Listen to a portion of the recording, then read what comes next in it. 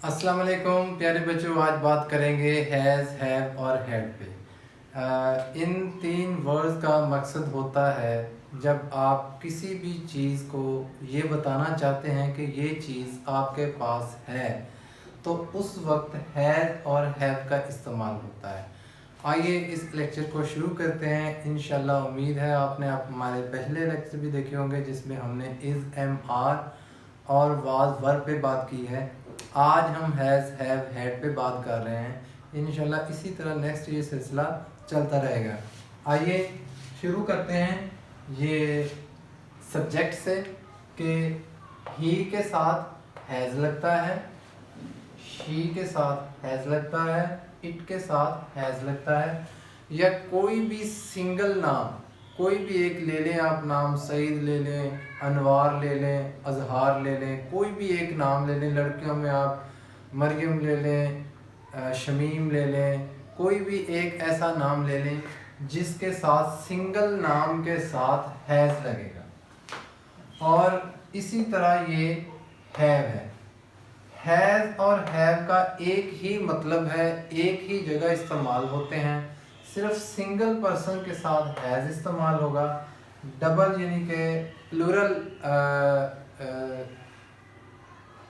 Subject के साथ ये हैव इस्तेमाल होगा। आई जो होता है ये हमेशा यानी कि सिंगल पर्सन से हट के इंग्लिश में इसका इस्तेमाल है। इसके बारे में तफसीली फिर किसी दिन बात करेंगे। आज बात हम हैज़, हैव और हैड की ही करेंगे। आई के साथ हैव लगेगा, वी के साथ हैव लगेगा, यू के साथ हैव लगेगा, दे के साथ हैव लगेगा। ही का मतलब लड़का होता है, शी का मतलब लड़की होती है, इट का मतलब कोई भी एक चीज़ होती है, आई का मतलब मैं होता है, वी का मतलब हम होता है, यू का मतलब आप होता है, दे का मतलब वो सब होते हैं। जहाँ एक से ज़्यादा लोग दूसरी साइड पे बैठे हों तो उनकी तरफ हम इशारा करके दे कह सकते हैं, यानी कि वो सब।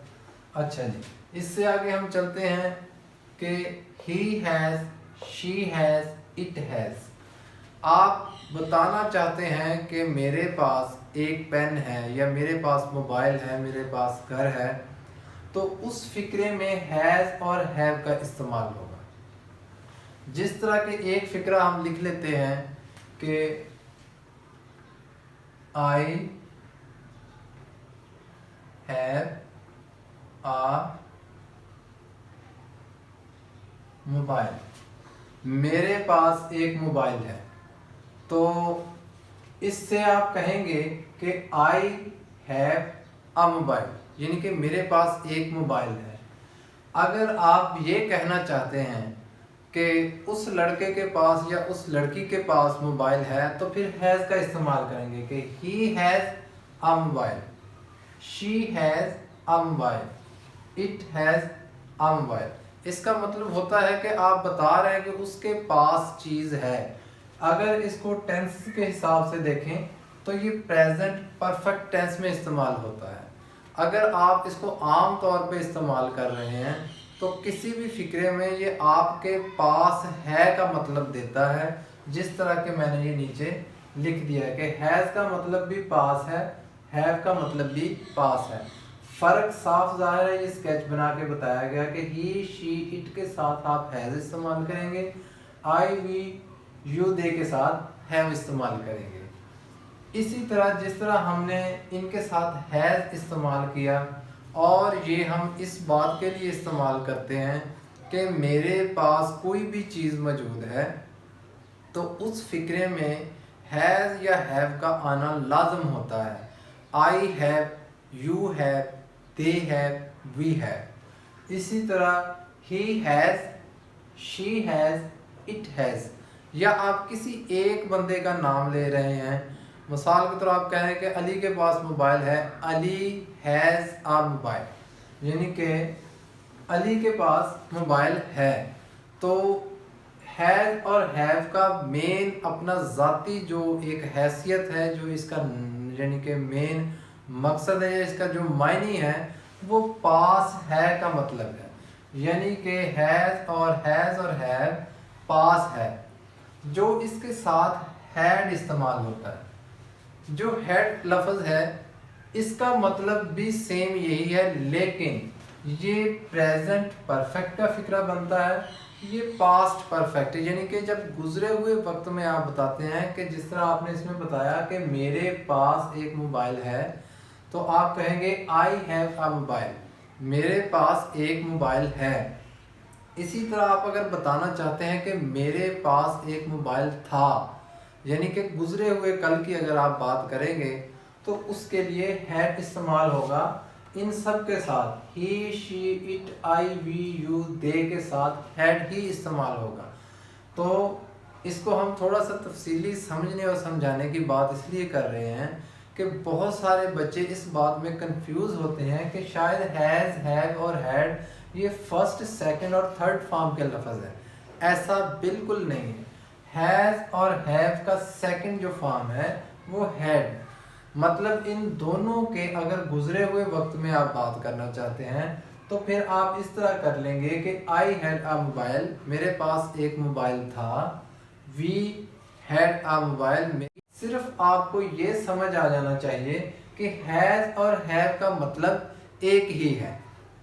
اس میں جو سب سے اہم چیز ہے وہ یاد کرنے والی یہ چیز ہے جو میں نے یہ پارٹیشن کر دی ہے اوپر نیچے، کہ شی، ہی، شی، اٹ یا کسی سنگل نام کے ساتھ ہیز لگے گا، آئی وی یو دے کے ساتھ ہیو لگے گا۔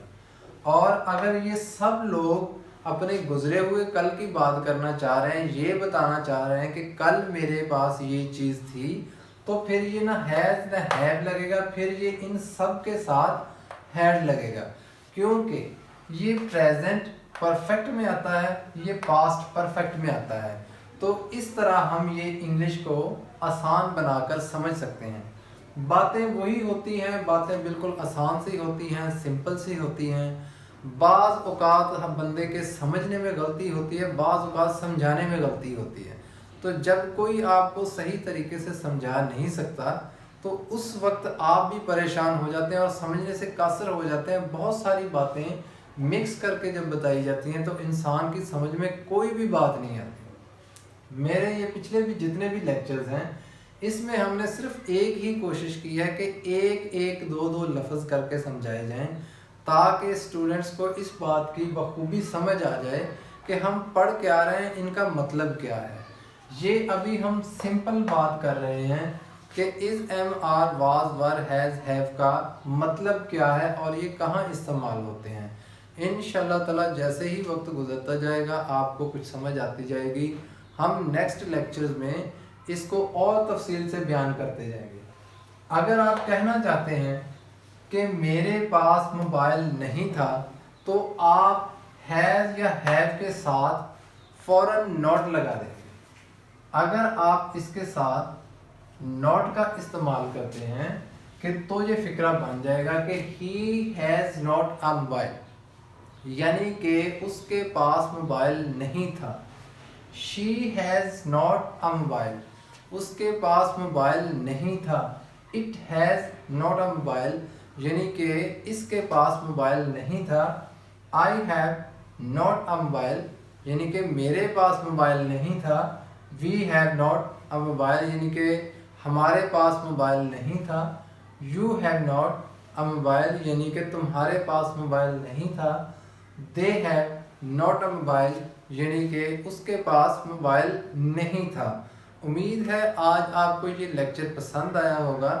تو have, had, has, have, had کو یاد رکھنے کے ساتھ ساتھ آپ کو یہ سبجیکٹ بھی یاد کرنا ہوں گے کہ ان کا مطلب کیا ہے۔ آدھا فکرہ آپ کا مکمل ہو جاتا ہے جب آپ ہی ہیز کا مطلب سمجھ جاتے ہیں، شی ہیز کا، اٹ ہیز کا، آئی ہیو کا، وی ہیو کا، یو ہیو کا، دے ہیو کا جب آپ مطلب سمجھ جاتے ہیں تو اس کا مطلب ہے آپ آدھا فکرہ سمجھ گئے ہیں۔ آدھی بات آ موبائل یا آ ہوں یا کوئی بھی چیز آپ کہیں گے تو وہ تو پھر آگے کی بات ہے، وہ فریزز بنتے ہیں، فکرے بنتے ہیں، ان کو سمجھنا ہے، کیسے سمجھنا ہے۔ اٹ مینز، میرا کہنے کا مطلب یہ ہے کہ آپ ہیز اور ہیو، ہیڈ کا مطلب آج سمجھ لیں۔ انشاءاللہ نیکسٹ لیکچر میں یا جب ہم یہ سلسلہ شروع کریں گے کہ آپ کو تفصیلی طور پہ اس کے بارے میں بتایا جائے تو آپ ضرور سمجھیں گے اور آسان لفظ میں سمجھیں گے۔ آج کا لیکچر اتنا ہی ہے. آج کے لیے آپ سے اجازت لیتے ہیں، پھر ملیں گے انشاءاللہ. اللہ حافظ، فی امان اللہ.